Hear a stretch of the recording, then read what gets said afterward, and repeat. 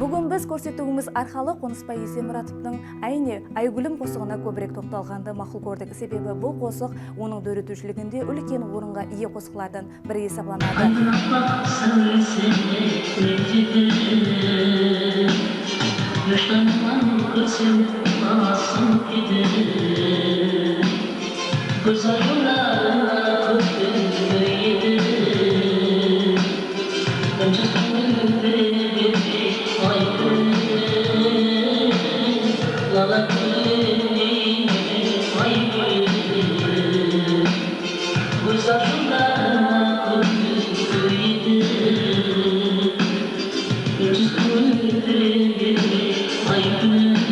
Айгүлім.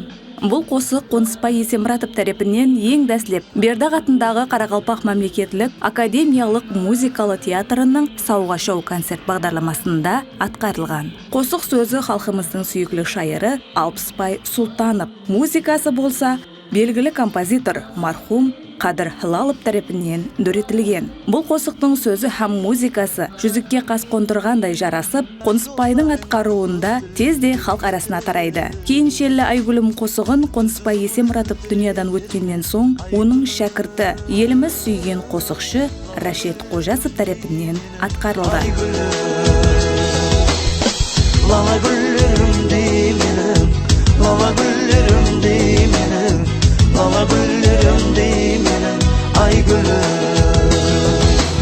Рашидша міне Қоныстың шәкіртлерінің, ең жақсы көретін шәкіртлерінің бірі. Кішкене кезлерінен басылап, сол Қоныспен ұшырасқаннан басылап, шәкірт ұстаз болып жүрді. Кейін ала Қоныспенен тойларда тұрсақ, мысалға кіші районларда бола ма, музыканы дауыслар, бұрылары жетім хәллеге дейді, сондай шық тұрғанақлары Рашидшан тие берсін.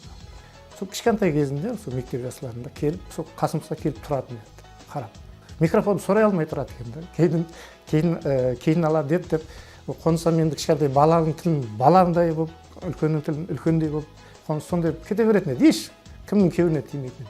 Сол Рашидпенен баладай болып сөйлесіп, бір күндер қарасақ, қосық айтты Рашидке микрофонға. Ол қарасақ, жақсы таланты бар. Ертең қаяқта тойда боласыз, ертең қаяқта тойда боласыз деп сұрастырып Рашид. Біздердің тойға барған жерімізге Рашид Қоныстың еріп баратын еді.